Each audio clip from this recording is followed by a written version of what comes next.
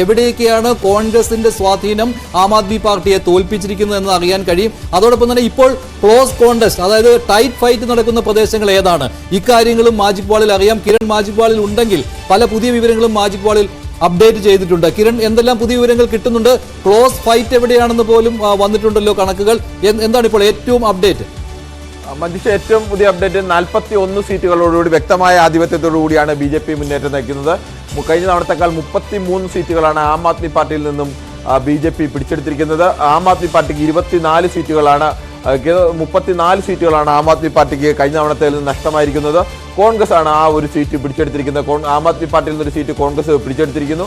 അത് കോൺഗ്രസിന് തുടക്കം മുതൽ തന്നെ ലീഡ് ചെയ്യാൻ കഴിയുന്നുണ്ട്. കഴിഞ്ഞ 2 തവണയും 0 സീറ്റുകൾ മാത്രമുണ്ടായിരുന്ന തുടർച്ചയായി 15 വർഷം ഡൽഹി ഭരിച്ച പാർട്ടിയാണ് കോൺഗ്രസ് എന്നത് ആലോചിക്കണം. ഡൽഹി ഏറ്റവും കൂടുതൽ കാലം ഭരിച്ച പാർട്ടി കോൺഗ്രസ് ആണ്. ആ കോൺഗ്രസ് ആണ് കഴിഞ്ഞ 2 നിയമസഭാ തെരഞ്ഞെടുപ്പിൽ സംപൂജ്യരായി മടങ്ങിയത്. ഇപ്പോൾ അവർക്ക് ഒരു സീറ്റിൽ തുടക്കം മുതൽ ലീഡ് ചെയ്യാൻ കേവലം നാണക്കേട് മറയ്ക്കാനെങ്കിലും കഴിയുന്നൊരവസ്ഥയെന്ന് വേണമെങ്കിൽ പറയാം. അതിനപ്പുറത്തേക്ക് BJPയുടെ ഒരു വലിയ മുന്നേറ്റമാണ്. അത് ഏത് മേഖല എടുത്തു നോക്കിയാലും അങ്ങനെ നമ്മൾ മേഖല തിരിച്ചു നോക്കുന്നതിൽ ഇനി കാര്യമായ അർത്ഥമുണ്ടെന്ന് തോന്നുന്നില്ല. കഴിഞ്ഞ എല്ലാ മേഖലയിലും BJPയുടെ ഒരു വലിയ ആധിപത്യമാണ്. ഇനി നമുക്ക് പ്രധാനമായി നോക്കേണ്ടത് ഏതെല്ലാം സാമ്പത്തികമായി നിൽക്കുന്ന ഏതെല്ലാം മേഖലയിൽ നിന്നുള്ള ആളുകൾക്ക് ഏതെങ്കിലും വ്യത്യാസം വന്നിട്ടുണ്ടോ എന്നതാണ്. ഏറ്റവും കൂടുതൽ ആം ആദ്മി പാർട്ടിയെ എല്ലാ കാലത്തും തുണച്ചിരുന്നത് സമൂഹത്തിലെ ഏറ്റവും താഴെത്തട്ടിലുള്ള ജനങ്ങളാണ്. സാമ്പത്തികമായി പിന്നാക്കാവസ്ഥയിൽ നിൽക്കുന്ന സാധാരണക്കാരായ മനുഷ്യരാണ് ആം ആദ്മി പാർട്ടിയുടെ ഏറ്റവും വലിയ ശക്തി.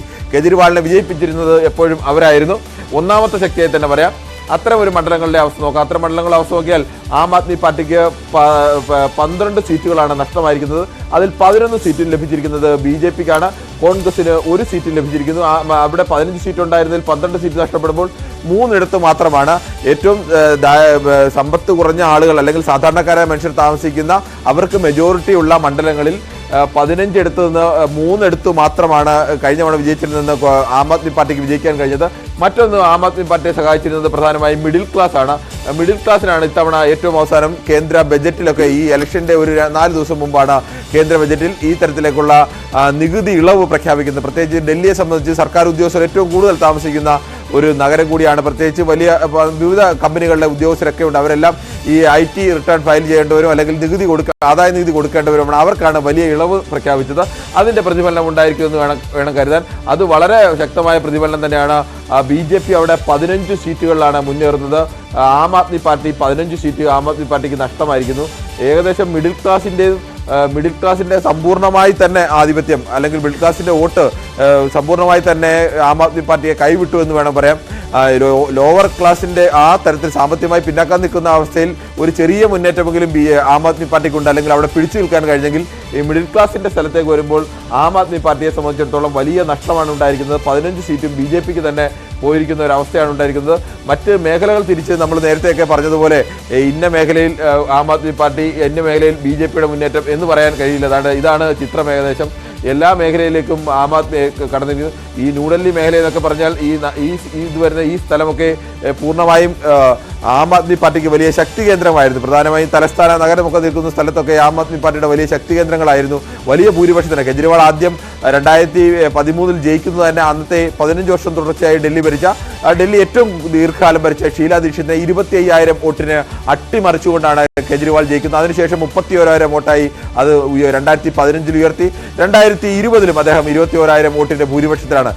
ന്യൂഡൽഹി മണ്ഡലത്തിൽ കെജ്രിവാളിന് എതിരാളികളില്ല എന്നുള്ളതായിരുന്നു അവസ്ഥ.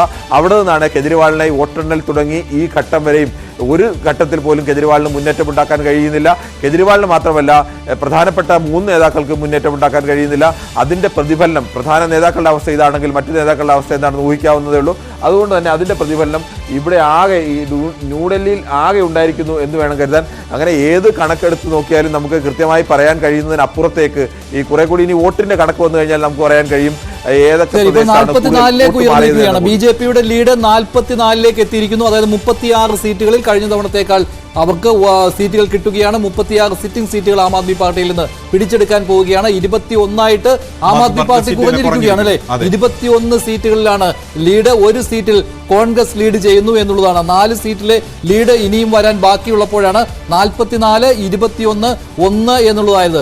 ചില എക്സിറ്റ് പോളുകളിൽ 20 സീറ്റിൽ താഴെ ആം ആദ്മി പാർട്ടി പോകും എന്നുള്ള രീതിയിലുള്ള പ്രവചനമുണ്ടായിരുന്നു. അതിലേക്ക് പോവുകയാണോ എന്ന സംശയം പോലും ഉണ്ടാവുകയാണ്. 44 BJP 27 വർഷത്തിന് ശേഷമുള്ള BJPയുടെ തിരിച്ചുവരവാണ് കാണുന്നത്. 98 അധികാരത്തിൽ നിന്ന് പോയതാണ് BJP ഡൽഹിയിൽ. അവിടെ നിന്നാണ് ഇപ്പോൾ തിരിച്ചുവരവിന്റെ പാതയിലേക്ക് തിരിച്ചുവരവ് ഉറപ്പിച്ചിരിക്കുകയാണ് BJP. 44 സീറ്റുകളിൽ BJP 20 കുറഞ്ഞു, 45 BJP കൂടി. BJP 45, 20 സീറ്റുകളിൽ ആം ആദ്മി പാർട്ടി, 1 സീറ്റിൽ കോൺഗ്രസ് എന്നതാണ് കണക്ക്. 45, 20, 1 66 സീറ്റുകളിലെ ലീഡ് നില ആണ് പുറത്തു വന്നിരിക്കുന്നത്. ഈ 4 സീറ്റുകളിലെ പല സൂചനകൾ കൂടി പുറത്തു വരണം. പക്ഷേ BJP ഒരു കംഫർട്ടബിൾ മാർജിനിലേക്ക് ഡൽഹിയിലേക്ക് പോവുകയാണ്. 45 സീറ്റുകളിൽ ഈ വോട്ടെണ്ണൽ ആരംഭിച്ച ആദ്യ 1.5 മണിക്കൂർ കഴിയുമ്പോൾ BJPക്ക് ലീഡുണ്ട്. 20 സീറ്റിൽ മാത്രം ഒതുങ്ങുന്നു ആം ആദ്മി പാർട്ടി. കോൺഗ്രസ് 1 സീറ്റിൽ ലീഡ് ചെയ്യുന്നവരുടെ സംസ്ഥാന അധ്യക്ഷൻ PCC അധ്യക്ഷൻ ദേവേന്ദ്ര യാദവ് ലീഡ് ചെയ്യുകയാണ്. മഞ്ജുഷി, ദേവേന്ദ്ര യാദവ് മുൻ MLA ആണ് ആ മണ്ഡലത്തിലെ ബാദ്ലിയിലെ. 2 തവണ അദ്ദേഹം അവിടെ വിജയിച്ചിട്ടുണ്ട്. പക്ഷേ 2015, 20 ആം ആദ്മി പാർട്ടി തരംഗത്തിൽ അദ്ദേഹം പരാജയപ്പെടുകയാണ് ചെയ്തത്. പക്ഷേ ഇത്തവണ വീണ്ടും ഒരു ടൈറ്റ് ഫൈറ്റ് അവിടെ വരുന്നു. ദേവേന്ദ്ര യാദവ് ഏതായാലും ആ മണ്ഡലത്തിൽ ഇപ്പോൾ ലീഡ് ചെയ്യുന്നു. അങ്ങനെ കോൺഗ്രസിന് വോട്ടുകൾ കിട്ടുന്നുണ്ട് ഡൽഹിയിൽ എന്നുള്ളതാണ് ഇത്തവണത്തെ ഒരു ട്രെൻഡ്. അതാണല്ലോ ദേവേന്ദ്ര യാദവിനെ പോലുള്ള നേതാക്കൾക്ക് 2015-ലും 2020-ലും 1 സീറ്റിലും ജയിക്കാനുള്ള. ദേവേന്ദ്ര യാദവ് 3-ാം സ്ഥാനത്തായിരുന്നു. പല മണ്ഡലങ്ങളിലും ഇത്തവണയും 3-ാം സ്ഥാനത്താണ്. പക്ഷേ അവിടെ ആം ആദ്മി പാർട്ടിയുടെ വിജയത്തെ തടയുന്ന ഒരു ഘടകമായി കോൺഗ്രസ് മാറിയിട്ടുണ്ടാകാം. അതുകൊണ്ട് പക്ഷേ എന്നാൽ കോൺഗ്രസിന് അവിടെ മത്സരിക്കാതിരിക്കാനും പറ്റില്ല. കാരണം കോൺഗ്രസിന്റെ കൂടി നിലനിൽപ്പിന്റെ പ്രശ്നമാണ് ഡൽഹിയിൽ. അവിടെ BJPയെ അധികാരത്തിൽ നിന്ന് അകറ്റുന്നതിന് വേണ്ടി മത്സരിക്കാതിരിക്കുകയോ അല്ലെങ്കിൽ ആം ആദ്മി പാർട്ടിയുമായി കൈകോർക്കുകയോ ചെയ്തിരുന്നെങ്കിൽ കോൺഗ്രസിന് തന്നെ അത് ദോഷമാകുമായിരുന്നു. അതുകൊണ്ടാണ് കോൺഗ്രസ് അവിടെ മത്സരിച്ചത്. പക്ഷേ കോൺഗ്രസ് ചതിയന്മാരാണ് എന്ന് ആം ആദ്മി പാർട്ടി പറയുകയുണ്ടായി. പക്ഷേ അവസാനം ഫലം വരുമ്പോൾ തീർച്ചയായിട്ടും കോൺഗ്രസിന്റെ വോട്ടുകൾ ആം ആദ്മി പാർട്ടിയുടെ പരാജയത്തിന് പല മണ്ഡലങ്ങളിലും, പ്രത്യേകിച്ച് നോർത്ത് ഈസ്റ്റ് ഡൽഹി പോലെയുള്ള പ്രദേശങ്ങളിൽ, ന്യൂനപക്ഷ മേഖലകളിൽ അതൊരു സ്വാധീനമായി വന്നിട്ടുണ്ടാകാം എന്നുള്ള കാര്യത്തിൽ സംശയമില്ല. അത് ഈ ട്രെൻഡുകൾ നോക്കുമ്പോൾ അത് തന്നെയാണ് മനസ്സിലാകുന്നത്. ഇപ്പോഴും 44 സീറ്റുകളിൽ ലീഡ് നിലനിർത്തുവാൻ BJP കഴിയുന്നു. 21 സീറ്റുകളിൽ ആം ആദ്മി പാർട്ടികളെ ഇരട്ടി സീറ്റുകളിൽ BJP ഇപ്പോൾ ലീഡ് ചെയ്യുകയാണ്. BJP 44, Aam Aadmi party 21, Congress 1. അങ്ങനെ 66 സീറ്റുകളിലെ ലീഡ് നില പുറത്തു വരുമ്പോൾ ആം ആദ്മി പാർട്ടി 21, BJP 44, കോൺഗ്രസ് 1. ഇതാണ് ഏറ്റവും ഒടുവിലത്തെ കണക്കുകൾ. ഇപ്പോഴും കാൽക്കാജിയിൽ മുഖ്യമന്ത്രി അതിഷി പുറകിലാണ്. മനീഷ് സിസോദിയ ജംഗ്പുരയിൽ പിന്നിലാണ്. അരവിന്ദ് കെജ്രിവാളിന് ഒരു ഘട്ടത്തിൽ പോലും ലീഡിലേക്ക് വരാൻ കഴിഞ്ഞിട്ടില്ല. അവിടെ BJP സ്ഥാനാർത്ഥി പർവേഷ് വർമ്മ മുന്നിട്ട് നിൽക്കുന്നു. അതാണ് സാഹചര്യം. അങ്ങനെ ഭരണവിരുദ്ധ വികാരം ഏതായാലും ഡൽഹിയിൽ പ്രതിഫലിക്കുന്നുണ്ട് എന്ന കാര്യം തീർച്ചയാണ്. പ്രത്യേകിച്ച് മധ്യവർഗ വോട്ടുകൾ ഒന്നടങ്കം BJPയിലേക്ക് പോയിരിക്കുന്നു എന്നതിന്റെ തെളിവ് കൂടിയാണ് ഇത്തവണത്തെ തെരഞ്ഞെടുപ്പ് ഫലം. മാത്രവുമല്ല താഴെ തട്ടിലുള്ള വോട്ടുകൾ എല്ലാ കാലത്തും ആം ആദ്മി പാർട്ടിയുടെ വോട്ട് ബാങ്കാണ്. അതിലും ഒരു വിള്ളൽ വീഴ്ത്താൻ BJPക്ക് സാധിച്ചു എന്നുകൂടി ഈ തെരഞ്ഞെടുപ്പ് ഫലം സൂചിപ്പിക്കുന്നുണ്ട്. അങ്ങനെ BJP 27 വർഷത്തിന് ശേഷം അധികാരത്തോട് ഡൽഹിയിൽ നിലവിലെ സാഹചര്യത്തിൽ നിലവിലെ ട്രെൻഡുകൾ അനുസരിച്ച് ആദ്യ 1.5 മണിക്കൂറിലെ കണക്കുകൾ വെച്ച് BJP 27 വർഷത്തിന് ശേഷം ഡൽഹിയിൽ ഭരണത്തോട് അടുക്കുകയാണ്. ഈ നോർത്ത് വെസ്റ്റ് ഡൽഹിയിൽ അവിടെ BJP ലീഡ് നേടുന്നത് 7 മണ്ഡലങ്ങളിലാണ്.